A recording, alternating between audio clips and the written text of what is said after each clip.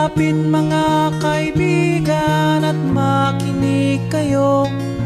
Ako'y may dala-dalang balita galing sa bayan ko.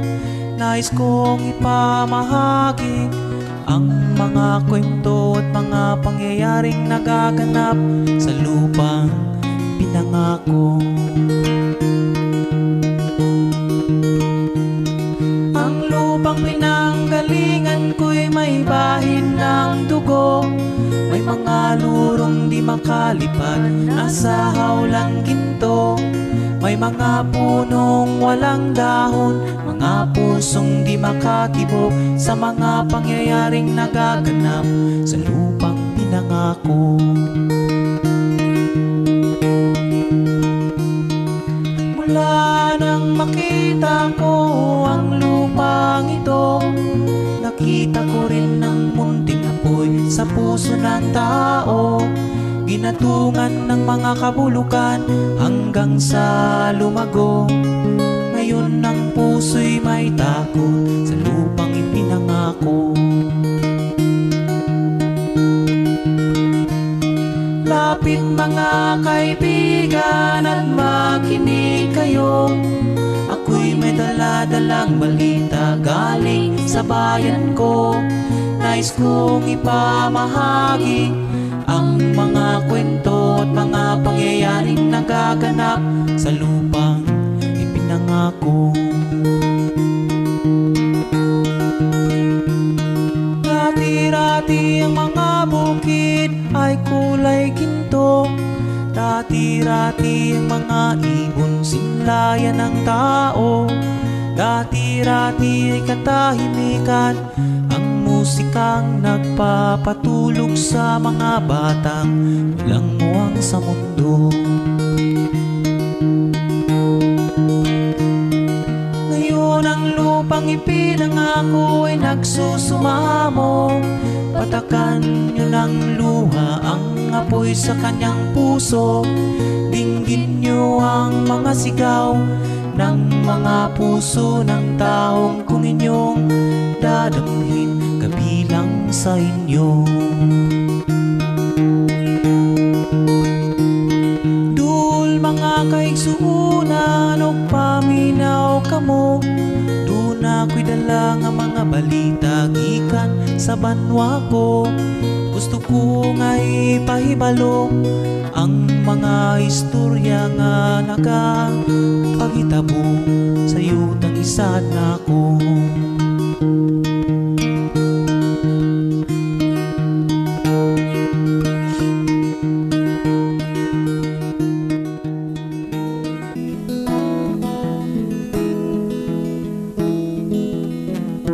Musika ang buhay na aking tinataglay.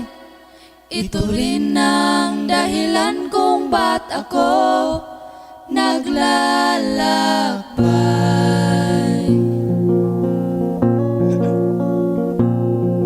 Halos lahat ay nagtatanong doon sa aming bayan, sa gitnang kanluran na aking pinagmulan.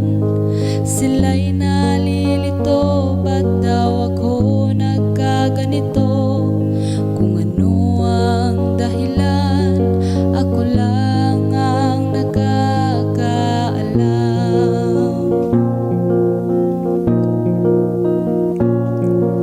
Magulang ko'y ginawa na ang lahat ng paraan upang mahiwalay sa aking natutunan.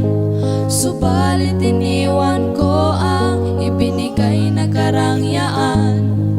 Kung ano ang dahilan, ako lang ang nakakaalam.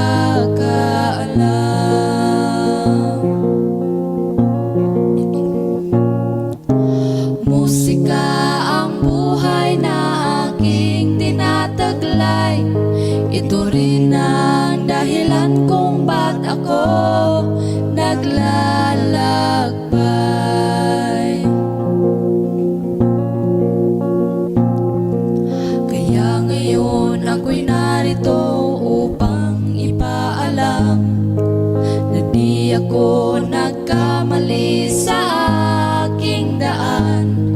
Gantimpala'y di ko hangad na makamtan, kundi ang malamang tama ang aking ginawa.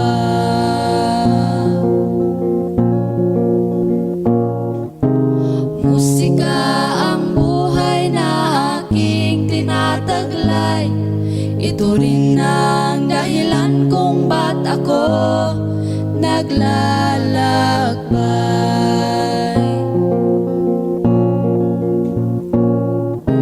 Musika ang buhay na aking tinataglay. Ito rin ang dahilan kung ba't ako naglalakbay.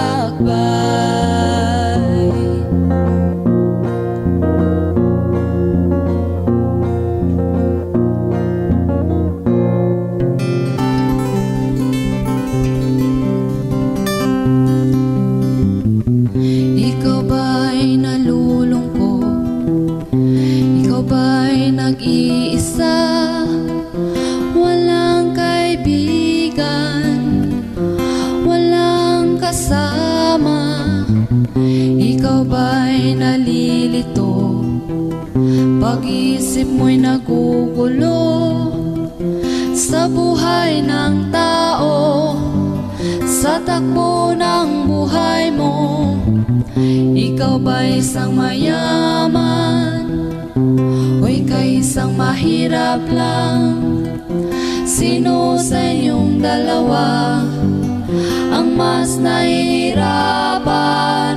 Masdan mo ang mga bata, masdan mo ang mga bata. Ikaw ba'y walang nakikita sa takbo ng buhay nila? Masdan mo ang mga bata, ang buhay ay hawak nila. Masdan mo ang mga bata, ang sagot ay iyong makikita. Ikaw ba'y ang tao, walang pakialam sa mundo, ngunit ang katotohanan, ikaw ba'y naguguluhan? Tayo ay naglalakbay, habol natin ang buhay, ngunit ang maging bata ba'y tulay tungo sa hanap nating buhay. Masdan mo ang mga bata, ang aral sa kanila makukuha. Ano nga ba ang gagawin sa buhay na hindi naman sa atin? Itanong mo sa mga bata, itanong mo sa mga bata, ano ang kanilang nakikita sa buhay na hawak nila. Masdan mo ang mga bata, sila ang tunay na pinagpala. Kaya dapat nating palagahan, dapat din kayang kainggitan. Masdan mo ang mga bata, masdan mo ang mga bata. Ikaw ba'y walang nakikita sa takbo ng buhay nila? Masdan mo ang mga bata, ang buhay ay hawak nila. Masdan mo ang mga bata, ang sagot ay iyong makikita.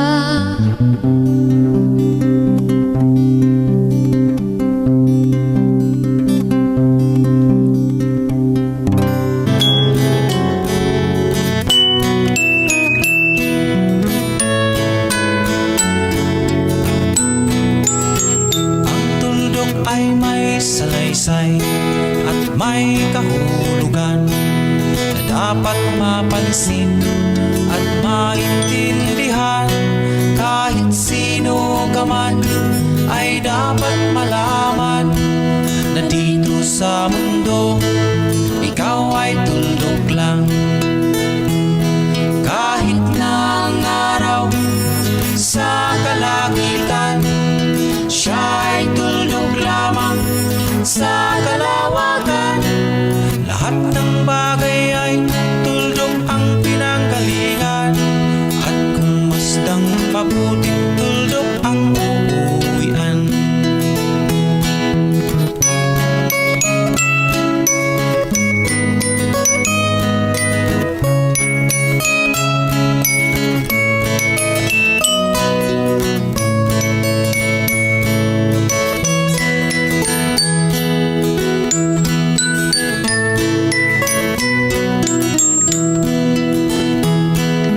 Tingnan mong mabuti ang isang katauhan. Maraming nag-aaway, tuldok lang ang dahilan. Sa aking nakita, ako'y natawa lang, pagkat ang nangyayari malaking kaibangan. Kaya wala kang dapat na ipagmayabang, na ikaw ay mautang at marami